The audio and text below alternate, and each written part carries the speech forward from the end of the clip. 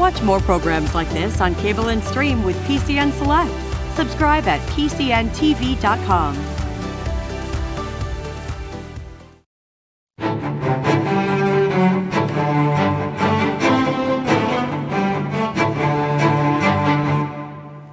Jeremy Shaffer is a Republican running for Congressional District 17. Why are you running for this office?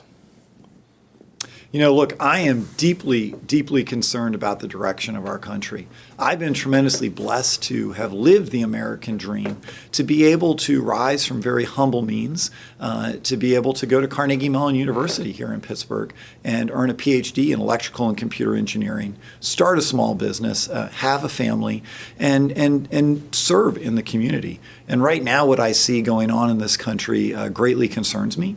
I see national debt that has just crossed $31 trillion and is out of control. I see inflation rising that's really crushing our retirees and hardworking Pennsylvanians everywhere.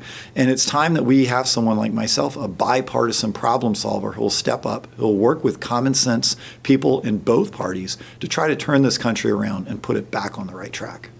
Well, let's talk a little bit about the 17th Congressional District. Tell us where it is and what kind of geographical boundaries it has.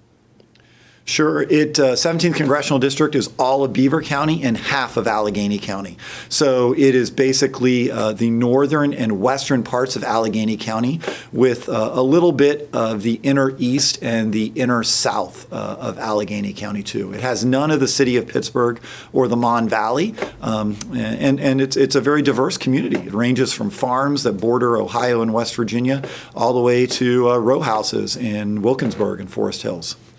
You mentioned some of the farms. Can you talk about just some of the economic makeup of the district? Yeah, I mean, this is a community that is really a cross section of Pennsylvania, cross section of America. It's made up of hardworking people from all walks of life, blue collar, white collar. So it is really a microcosm of the state and of the country. Well, let's talk a little bit about your background. Where did you grow up? Yeah, look, I like to say I'm a boomerang Pennsylvanian. My family has been in Pennsylvania for over 8 decades. Actually, one of the Shaffers way back fought in the American Revolution here in Pennsylvania. And but my grandfather left Western Pennsylvania, went down to the D.C. area, as so many other people did, for jobs. I grew up right by Quantico Marine Base and ended up coming back here and went to school at Carnegie Mellon University for graduate school. The first house I bought with my wife was in Greenfield, a neighborhood in the city of Pittsburgh, which happened to be just 2 miles away from a church that my great-grandfather was a pastor of. Now, you mentioned Carnegie Mellon. Where did you do your undergraduate work and what did you major in there? Yep, so I went to Tulane University for my undergraduate degree and majored in computer engineering and computer science. What do you like about engineering? You know, engineering requires people to come together. You have to solve problems. I love solving problems. And the nice thing with engineering is you can use math, you can use science to be able to solve clearly defined problems. And I was drawn to that. I ended up starting a company with a friend while at Carnegie Mellon to do something tangible, to try to keep our roads and bridges safe. So I started a small business called InspecTech. We developed tools, computer software to help civil engineers in the inspection and management of bridges. Unfortunately, the city of Pittsburgh never used my software, but we did work all over the country. And I got to see firsthand how governments can be run very well and very efficiently. And also I got to see firsthand how governments, I wouldn't trust them to run a lemonade stand, how they can just waste money and not manage the resources they have effectively at all. And I want to be part, and that's what drew me into the public policy sphere, away from, or in addition to my engineering and scientific background. I saw how things could be done, and I started to apply my problem solving to those areas as well. Talk a little bit more about that. When did you first become politically involved?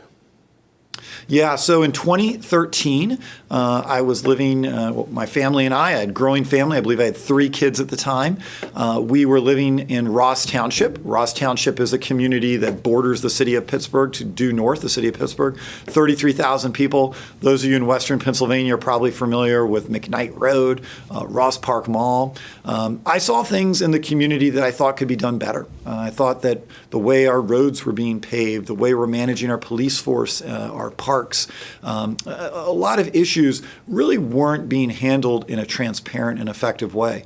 So I decided to run for a township commissioner position. That was my first time running for anything. And as an engineer, I listed all of the problems, and I listed all of the solutions. And I knocked on the doors, and I ran in a very democratic area. I talked to the people of the community. I said, look, here's the problems. Here are the solutions. If you vote for me, this is what I'm going to try to do. And I won with well over 60% of the vote in a highly Democrat district. I served on the board, a 6 Democrat, 3 Republican member board. And after 2 years, people liked the way I did things. I was actually elected president of the Board of Commissioners on a bipartisan majority. It's very rare for someone in the minority party to end up leading the township. But because I've always been someone who puts party aside and tries to work on the issues. And then in 2017, I ran for re-election as a township commissioner. And one of the interesting things I like to point out is obviously my area is very Democrat. And there were 2 Democrats on the primary ballot against me. And I ran a write-in campaign on the Democrat primary ballot while also being on the Republican ballot. I ended up getting more write-in votes. I got over 50% of the write-in Democrat votes that year in 2017, and even more write-in Democrat votes than I did Republican click votes. So went on, and we did a lot of great things. We actually cut some of our taxes, led redevelopment in Ross Township, implemented a long-term strategic plan, and we did this together. And I'm the type of person who, when we get into a room, my ideas for solving a problem might be, let's do A, B, C, and D. And then maybe other people come in the group, and their ideas are, let's do C, D, E, and F. Well, my philosophy is, let's start with C and D, let's get C and D done, and then at least we take a step towards solving the problem. And we build trust, and then maybe we can work out from there. Unfortunately, I think what we see in Washington is that oftentimes both parties tend to gravitate toward the extremes. And one party will say, if I can't get A done, then we're not going to do anything. And another party will say, if I can't get F done, we're not going to do anything. And in the country ends up being the loser in that process. So if you are elected to Congress, so what types of federal issues do you think you could find common ground with the Democrats? Yeah. So I, as an engineer, maybe look at things a little bit different than many other people do. Unfortunately, right now, I believe there's less than 10 engineers out of the 535 senators plus U.S. House members. So number one thing I like to point out is that the system itself is broken. And I think a lot of us recognize that the system is broken. I am a big believer in term limits. I am 45 years old. There are people in both parties who have been serving in Congress for longer than I have been alive. And the system was not designed to be that way. So term limits is something that really cuts across Democrats, independents, and Republicans. It's a common sense solution to help rejuvenate, get new blood in, to help clean out a lot of the bad problems that we've had. Also a big believer in ending gerrymandering and campaign finance reforms. Those are systemic issues that I think we can work across the aisle to really solve. Then we're going to still have to develop the issues that really affect people on a day-to-day basis within a broken system while we're trying to fix it. Those are things like inflation. I talk with people here in Western Pennsylvania all the time. They are struggling. Retirees, young families, people who are working. When inflation is the highest it's been in 40 years, people are having to make choices between gas and groceries, what activities they can do and how to spend their money. I do think there are common sense solutions that we can do across party lines to drive down inflation. And then we also need to do things such as balance our budget. Look, when I was on the Ross Board of Commissioners, we balanced our budget. We prioritized things. The last time that this country had a balanced budget was when we had a Democrat president, Bill Clinton, and a Republican Congress. I think that we're going to be entering a period where we have, obviously, Joe Biden as president for the next 2 years, and then we will have a Republican Congress, hopefully. And we're going to have to work together. Right now, when you have one-party control in Washington, D.C., what you end up with is people start on the extremes. So right now, with Democrat control, people start on the extreme left, and they build out supportive issues from that position.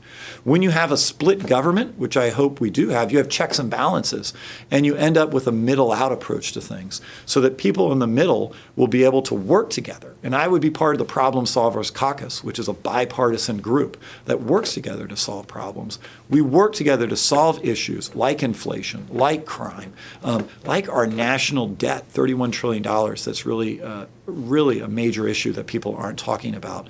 Work together to solve those issues and build out from there.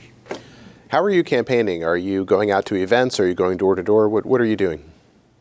I'm a big believer in the grassroots campaign. So I was up this morning at 6 a.m. We were doing sign waving along one of the major commuter routes into Pittsburgh. I love going to events and talking to people, whether it's a farmer's market, a bingo, or knocking on people's doors.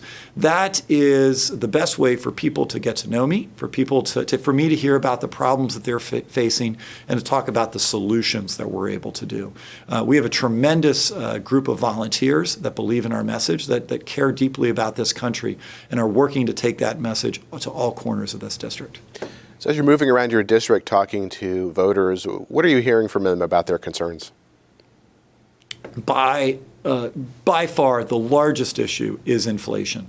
People are struggling. When inflation is running at over 9% a year, that means that you're losing an entire month's paycheck. Entire month's paycheck is being lost to inflation. People are having to fill up their gasoline tanks, and they're still seeing record high gas prices. They're starting to have to pay for heating bills for the winter as temperatures are dropping, whether it's filling up their heating oil reserves or getting natural gas bills or electric bills. They're noticing that those bills are up 20, 30, 40% or more in some instances. People want solutions, and the frustrating thing for people here in Western Pennsylvania is we know that we have the solutions right here. Right beneath the ground that we sit on is one of the largest energy reserves in the world. We sit on the Saudi Arabia of natural gas. When Joe Biden went over to Saudi Arabia, he went there a few months ago and he begged a foreign dictator, he fist bumped him and begged him to pump more oil. And when we have the energy right here, and what did we get? We got the answer just a week or so ago. They said the Saudis aligned with Russia and said, oh no, we're not only are we not going to produce more energy, we're going to cut the amount of energy that we're producing while the United States is draining our strategic petroleum reserves. It does not have to be this way. Western Pennsylvania has the answer. We can safely, environmentally friendly, help this country produce the energy it needs while providing tens of thousands of high-paying jobs to the people here in Western Pennsylvania. This would help drive down inflation, help lower the cost of energy, and help revitalize our local economy here in Western Pennsylvania.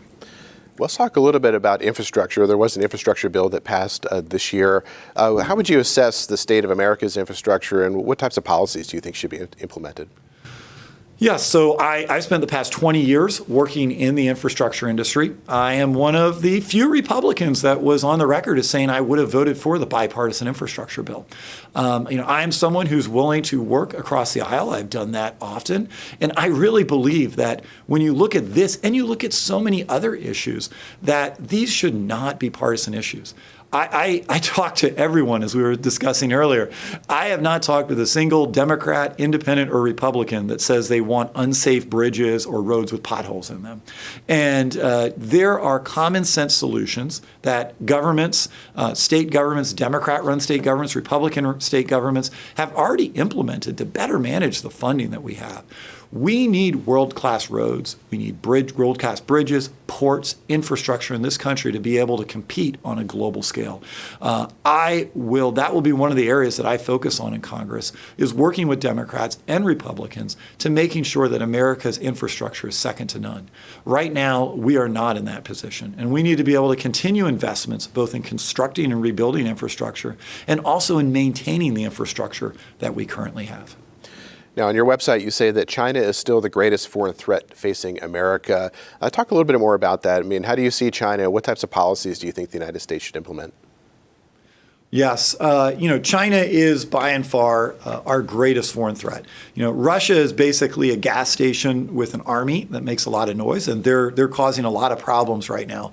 But China has very strategically, nefariously gone about developing 5, 10, 20-year plans in which they are looking at stealing our technology. And they're looking at leapfrogging us in areas such as space, in cyber warfare, in areas of technology and other industries.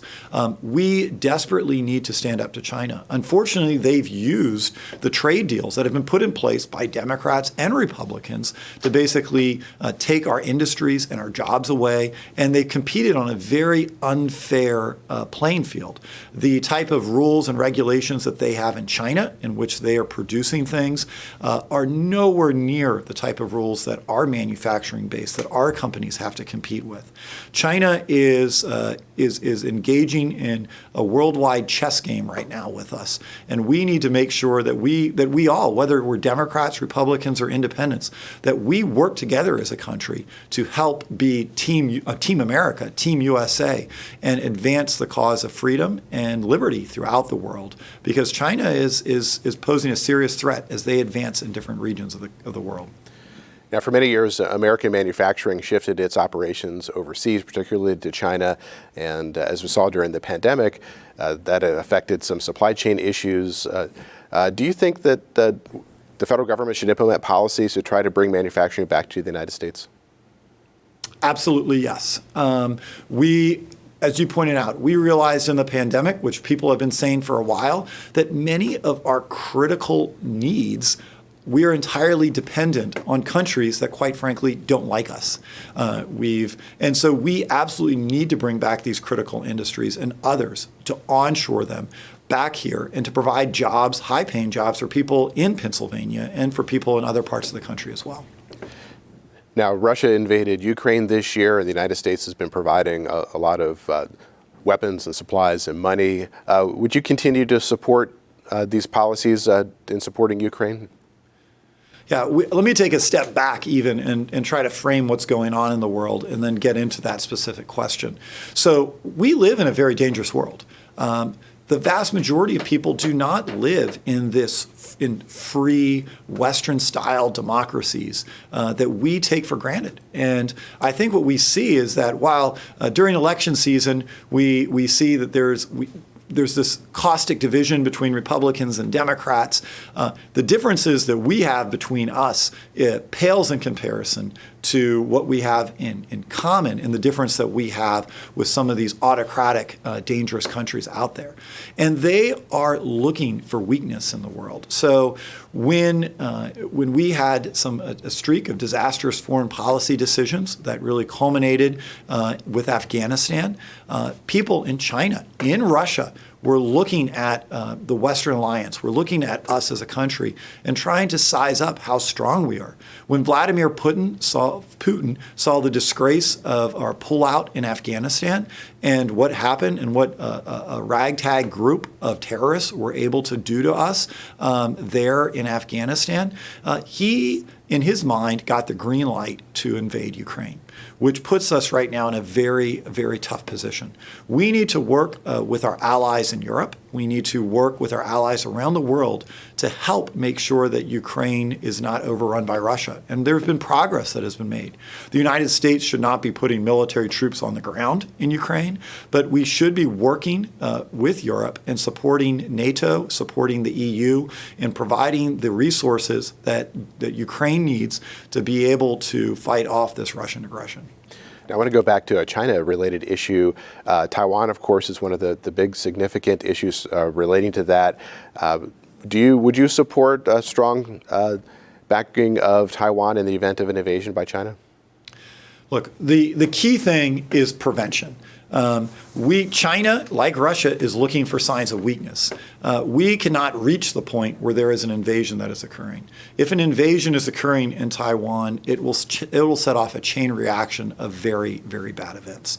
So we need to work with our allies in the region, Japan, South Korea, and others, Australia and New Zealand, to make sure that it is very clear to the Chinese that if they do ever think about trying to invade Taiwan, that the Taiwanese themselves and that the allies in the region will exert an enormous cost for them trying to do that, and that it will not be successful. Now, I want to talk about immigration for a moment. On your website, you say we need to return to an American-first immigration policy. What does that mean? Sure. So all of us at some point in time, our families have come over here due to immigration. We need a system that is functional, that puts the needs of our country first. The vast, vast majority of countries in this world have immigration systems that are set up to encourage legal immigration that meets the needs of the country.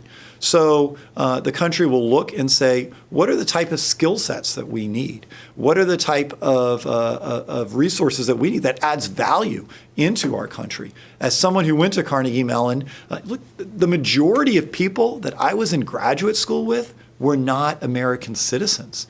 Most of them wanted to stay in this country. A number of them have stayed here, and they've created companies, and they've created hundreds, if not thousands, of jobs here in the Pittsburgh area. Many of the companies that are founded in Pittsburgh and across this country have been founded by immigrants who provided value into this country. So when I talk about immigration, we need to move from a system that's dominated right now by illegal immigration and move to a system that is done through a legal process that's under control, that allows us to decide who comes into the country, what needs we have, and how the people coming into the country meet those needs.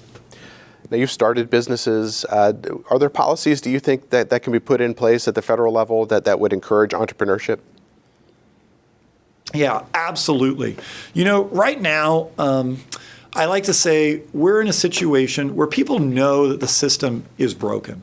And there's really two sides of the brokenness of the system.